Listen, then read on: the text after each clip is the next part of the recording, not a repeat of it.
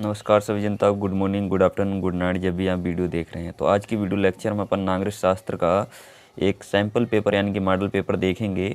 हल शायद 2022 एग्ज़ाम में ठीक इसी प्रकार का पेपर आने वाला है। ठीक है, तो स्टार्ट करते हैं। यानी कि आपका जो पूर्णांक होगा वो होगा 100 नंबर का। ठीक है, पेपर आएगा आपका और समय सीमा होगी पेपर के लिए 3 घंटा 15 मिनट आपको मिलते हैं। ठीक है, और यहाँ पे लिखा है नोट में, प्रारंभ के 15 मिनट परीक्षार्थियों को प्रश्न पत्र पढ़ने के लिए निर्धारित हैं। यानी कि आपके लिए 15 मिनट पेपर पढ़ने के लिए मिलते हैं। और इसमें कह रहा है निर्देश में सभी प्रश्न अनिवार्य हैं। प्रश्न संख्या 1 से 10 तक बहुविकल्पीय हैं। बहुविकल्पीय प्रश्न होंगे आपके 10। ठीक है, उसके बाद प्रश्न संख्या 11 से 20 तक होगा अति लघु उत्तरीय प्रश्न, जिनका उत्तर लगभग आपको 10 शब्दों में देना होगा, एक वाक्य में देना होगा। ठीक है, उसके बाद हमारा प्रश्न है 21 से 26 तक, यानी कि लघु उत्तरीय, जिसका उत्तर आपको 50 शब्द में देना होगा। उसके बाद है 27 से 30 तक, ये दीर्घ लघु उत्तरीय प्रश्न है, इसका उत्तर आपको 100 से 125 शब्दों में देना होगा। ठीक है, उसके बाद प्रश्न संख्या 31 से 32, ये दीर्घ उत्तरीय प्रश्न है और इसका उत्तर आपको 250 शब्दों में देना है। ठीक है, तो स्टार्ट करते हैं। पहला हमारा है बहुविकल्पीय। ठीक है, तो बहुविकल्पीय प्रश्न है हमारे 1 से लेकर के 10 तक, और इनमें 4 विकल्प दिए हैं। इनमें से एक सही है, सही वाला आपको अपनी उत्तर पुस्तिका में लिखना है, यहाँ पे नोट में दिया है। ठीक है, तो पहला है गुट निरपेक्ष आंदोलन का लक्ष्य। तो गुट निरपेक्ष जो आंदोलन चल रहा था उसका क्या लक्ष्य था, क्यों चल रहा था। ठीक है, तो यहाँ पे दिया है 4 ऑप्शन। विश्व सरकार की स्थापना करना, परमाणु अप्रसार, या विश्व राजनीति में तृतीय गुट का निर्माण, या एक नई अंतर्राष्ट्रीय आर्थिक एवं राजनीतिक व्यवस्था स्थापित करना। ठीक है, तो इसका सही आंसर है एक नई अंतर्राष्ट्रीय आर्थिक एवं राजनीतिक व्यवस्था स्थापित करना। इसे आप अच्छे से याद कर लें। उसके बाद है हमारा प्रश्न संख्या 2 है, यानी कि दूसरा प्रश्न है पूंजीवादी और साम्यवादी दुनिया के विभाजन का प्रतीक किसे माना जाता है। तो मैंने पढ़ा दिए हैं, मतलब ये सारे क्वेश्चन पढ़ा चुका हूँ। ठीक है, प्ले लिस्ट में जा कर के आप एक एक वीडियो देख लें, वहाँ पे मैंने अच्छे से समझा रखे हैं सभी प्रश्न। विश्व की राजनीति में जब शीत युद्ध समाप्त हो जाता तो विश्व की राजनीति में 2 महाशक्तियों का उदय होता है। एक होती है अमेरिका, दूसरा होता है सोवियत संघ। ठीक है, तो पूंजीवादी व्यवस्था अमेरिका की होती है और साम्यवादी दुनिया किसे कहा जाता है, सोवियत संघ को। ठीक है, तो इन दोनों का विभाजन यानी कि बंटवारे का प्रतीक किसे माना जाता है, बर्लिन की दीवार को। ठीक है, मैंने पढ़ा रखा है, आप देखेंगे जा कर के, प्लेलिस्ट में मिल जाएगा। ठीक है, उसके बाद द्वितीय विश्व युद्ध कब समाप्त हुआ, 1945 में। ये सब मैंने पहले ही चैप्टर में पढ़ा दिया है। ठीक है, उसके बाद है इनमें से किसने खुले द्वार की नीति अपनाई। खुले द्वार की, ओपन डोर की नीति किसने अपनाई थी, चीन ने। ये भी मैंने पढ़ा रखा है। ठीक है, तो जा कर के देख सकते हैं। निम्नलिखित में कौन सा देश सार्क का सदस्य नहीं है। तो भारत भी है, बांग्लादेश, पाकिस्तान, ये सारे देश हैं जो सार्क के सदस्य हैं। म्यांमार नहीं है। ठीक है, उसके बाद है हमारा क्वेश्चन नंबर 6, संयुक्त राष्ट्र सुरक्षा परिषद के अस्थायी सदस्य कितने हैं। तो अस्थायी सदस्य हैं यहाँ पे 10, और जो संयुक्त राष्ट्र सुरक्षा परिषद है इसमें टोटल सदस्यों की संख्या होती है 15। सदस्यों की संख्या कितनी है अगर कुल सदस्य पूछे जाएं, ठीक है, तो 15 है। और इसमें से 10 कैसे हैं, यहाँ पे दे रखा है 10 सदस्य कैसे हैं, अस्थायी। अस्थायी सदस्यों की संख्या है 10, और अगर पूछा जाए स्थायी सदस्य तो स्थायी सदस्य हैं 5। ओके, 5 सदस्य कैसे हैं, स्थायी। अगर आपसे प्रश्न में ये पूछ ले संयुक्त राष्ट्र सुरक्षा परिषद के स्थायी सदस्य हैं, तो उसमें सही आंसर होगा 5। लेकिन इसमें अस्थायी पूछ रहा है तो अस्थायी में 10 हैं।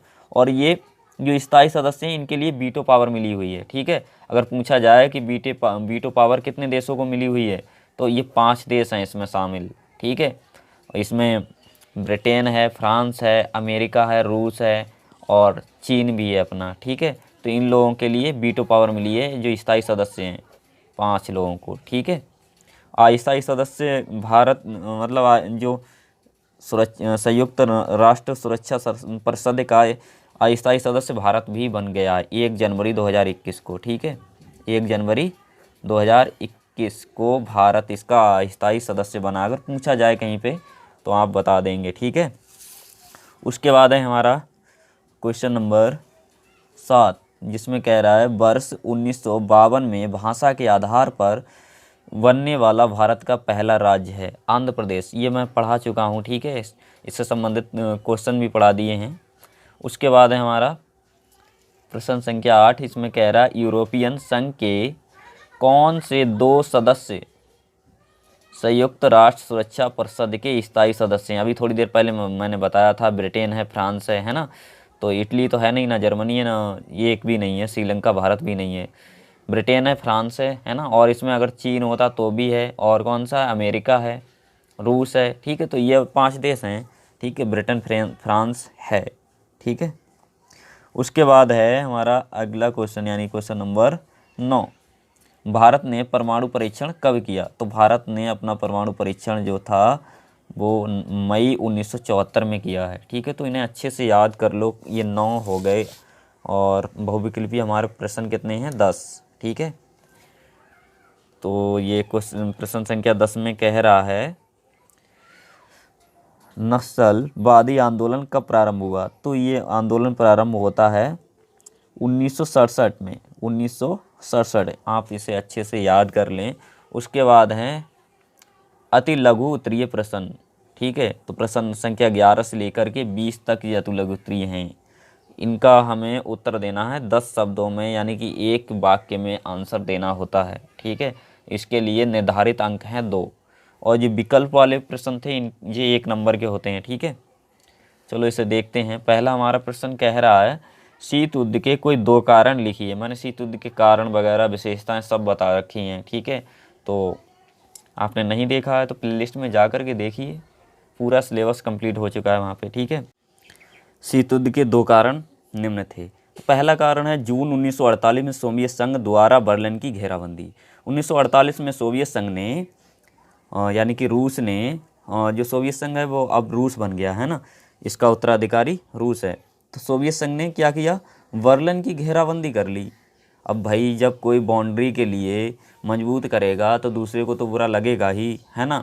अभी तक कोई बाउंड्री नहीं थी, अब जो सोवियत संघ है बाउंड्री मजबूत कर रहा है, घेराबंदी कर रहा है, तो ये भी शीत युद्ध का कारण बना। और परमाणु बम का आविष्कार, अमेरिका ने चुपके से परमाणु बम बना लिया। और परमाणु बम कोई खेलने की तो चीज़ है नहीं, है ना। तो ये भी शीत युद्ध का कारण बना कि यहाँ उसे लगने लग गया कि अमेरिका हमारे खिलाफ कोई साजिश कर सकता है भविष्य में। ठीक है, उसके बाद है हमारा प्रश्न संख्या 12, कह रहा सोवियत संघ के विघटन का आरोप किस पर लगाया गया था। जो सोवियत संघ था, मैंने बताया था कि जो बिखर जाता है बाद में, है ना। विश्व की राजनीति में 2 महाशक्तियों का उदय हुआ था शीत युद्ध के बाद। ये शीत युद्ध समाप्त हो जाता, उसके बाद विश्व की राजनीति में 2 महाशक्तियों का उदय हुआ था। एक थी अमेरिका, दूसरा सोवियत संघ। लेकिन सोवियत संघ और धीरे धीरे 1990 आते आते मतलब ये बिखर जाता है, मतलब इसका विघटन हो जाता है। ये आरोप किस पर लगा, तो विघटन का आरोप लगता है एक जिनका नाम होता मिखाइल गोर्बाचेव। ठीक है, सोवियत संघ के विघटन के लिए मिखाइल गोर्बाचेव को उत्तरदायी माना गया। मतलब कहा गया कि इन्होंने ही सोवियत संघ को पूरी तरह से तहस नहस कर दिया, क्योंकि उनकी नीतियां इतनी भी लुभावनी रहीं, लेकिन देश में कालाबाजारी, जमाखोरी आदि का माहौल पैदा हो गया था। यानी कि हर तरह कालाबाजारी हो रही थी, जमाखोरी हो गई थी, जिसकी वजह से क्या हो गया, देश का माहौल ही खराब हो गया। उसकी सुधारवादी नीति के कारण ही बाल्टिक गणराज्यों ने अलग होने की आवाज़ उठाई। सोवियत संघ में जो भी देश शामिल थे वो खुद ही उससे अलग होना चाहने लग गए। बोले भाई तुम्हारे साथ हमें रहने से कोई फ़ायदा तो है नहीं। ठीक है, तो सोवियत संघ क्या होता, बिखर जाता है, इसका विघटन हो जाता है। ठीक है, उसके बाद हमारा है क्वेश्चन नंबर 13, नेपाल गणतंत्र कब बना। तो जो नेपाल है गणतंत्र बनता है 2008 में। 2008 में नेपाल जो है राजतंत्र को समाप्त करने के पश्चात एक लोकतांत्रिक गणराज्य बन गया। उससे पहले ये क्या था, राजतंत्र था। राजतंत्र में राजा के द्वारा राज्य चलाया जाता है, और गणतंत्र में यानी कि ये लोकतांत्रिक शासन होता है, उसमें क्या होता है, जनता वोट डालती है, उसके बाद चुनाव होता है और जनता वोट डालती है, जनता जिसको बहुमत से जिताती है मतलब वही सरकार में बैठता है ना। तो इससे अच्छे व्यक्ति का चुनाव हो जाता है। और वैसे क्या, राजा का बेटा राजा बनता रहता है, चाहे वो अच्छा हो या ख़राब हो, कोई फ़र्क नहीं पड़ता है ना। उसके बाद है हमारा क्वेश्चन नंबर 14, यूरोपीय संघ द्वारा कौन सी मुद्रा चलाई गई। तो यूरोपीय संघ ने जो मुद्रा चलाई थी उसका नाम था यूरो। ठीक है, एक लाइन में पूछे, इसमें 19 देश शामिल थे।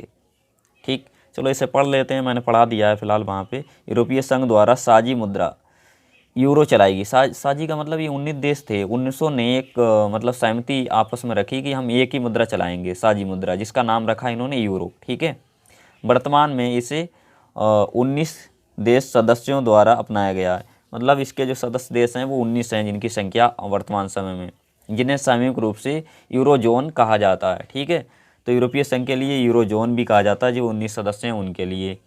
उसके बाद है हमारा क्वेश्चन नंबर 15। ठीक है, ये भी काफ़ी महत्वपूर्ण क्वेश्चन है। दक्षेस सार्क के 2 सदस्य देशों तथा उनकी राजधानियों के नाम लिखिए। तो दक्षेस यानी कि सार्क नाम का भी एक संगठन है, इसके 2 देश और उनकी राजधानियाँ निम्न हैं।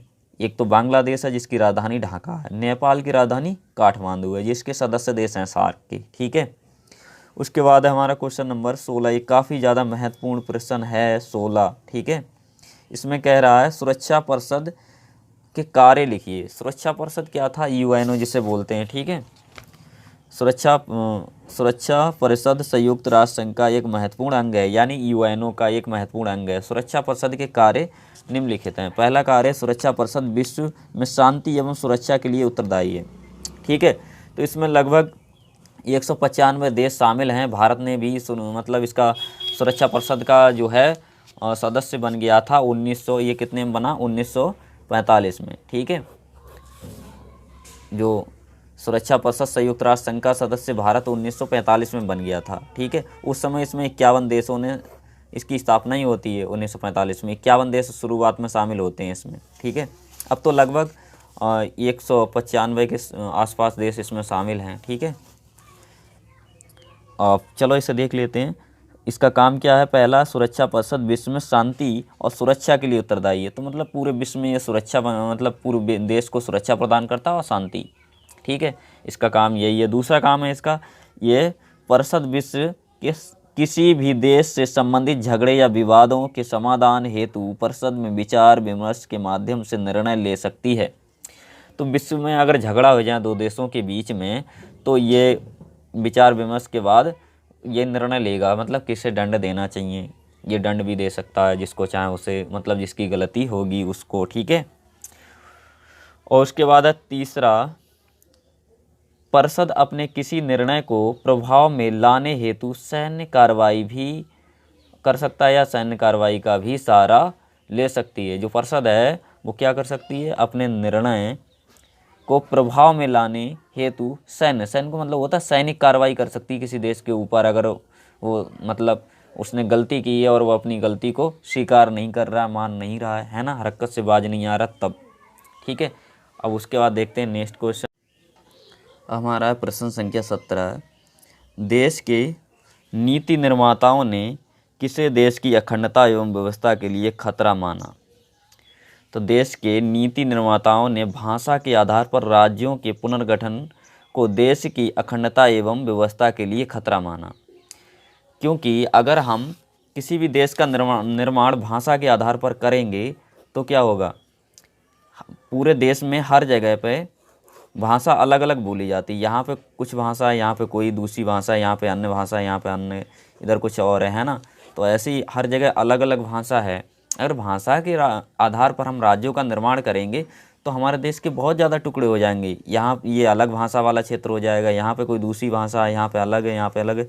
ठीक है, तो भाषा के आधार पर क्या होगा, लोग आपस में झगड़ेंगे, एक दूसरे की भाषा को नफरत करेंगे, तो क्या होगा, देश टूटने का खतरा रहेगा। ठीक है, तो यही बात यहाँ पे बताई है। देश के नीति निर्माताओं ने भाषा के आधार पर राज्यों के पुनर्गठन को यानी कि दोबारा निर्माण को देश की अखंडता एवं व्यवस्था के लिए खतरा माना है। ठीक है, तो ये आपका आंसर हो गया। उसके बाद है 18 नंबर, यानी कि प्रश्न संख्या 18 है, क्योटो प्रोटोकॉल के विषय में आप क्या जानते हैं, तो बताना इसके बारे में।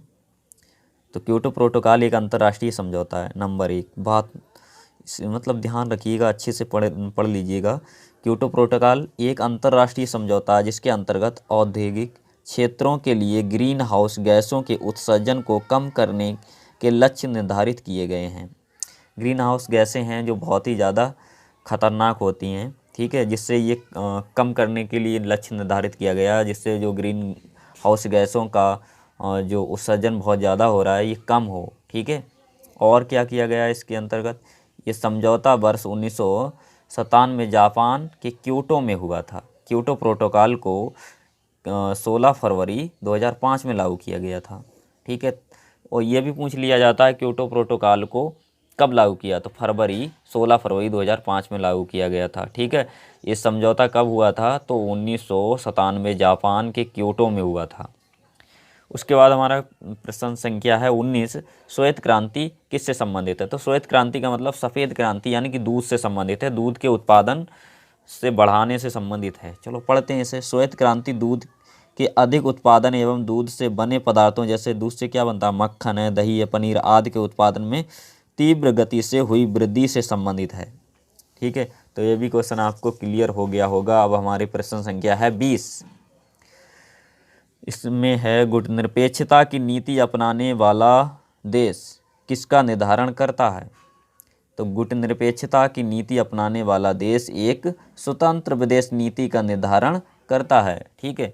तो भारत ने ही गुटनिरपेक्ष आंदोलन की शुरुआत करी थी, और नेहरू जी ने कहा था अगर कोई भी देश गुटों के पीछे भाग रहा है तो मतलब उससे कोई फ़ायदा होने वाला नहीं है, हमें गुटों के पीछे भागना नहीं है। गुटनिरपेक्षता का मतलब हमें गुटों से अलग रहना, दोनों गुटों से। कौन सी दो गुट थे, सोवियत संघ और अमेरिका, है ना। हम खुद भी तो अपनी स्वतंत्र नीति अपना सकते हैं, हमें दूसरे देशों के पीछे भागने से क्या फ़ायदा है ना। तो गुटनिरपेक्षता का मतलब यही था कि हम अपनी स्वतंत्र नीति अपना सकते हैं, हमें किसी भी देश के पीछे भागने की आवश्यकता या ज़रूरत नहीं है। तो आज की वीडियो लेक्चर में अपने 20 प्रश्न देख लिए हैं, ठीक है। लघु उत्तरीय प्रश्न पार्ट 2 में देखेंगे। अगर वीडियो आपको पसंद आया है तो लाइक करें और अपनी सभी दोस्तों को शेयर करना बिल्कुल ना भूलें। और चैनल पर फर्स्ट टाइम विजिट कर रहे हैं तो नीचे में जो रेड कलर का बटन है सब्सक्राइब लिखा है, इसे दबाइए, साथ ही घंटे वाले आइकन को प्रेस कर दें, जिससे आने वाले हर वीडियो का नोटिफिकेशन आपको मिलता रहे बिल्कुल टाइम पर। Thanks watching for video.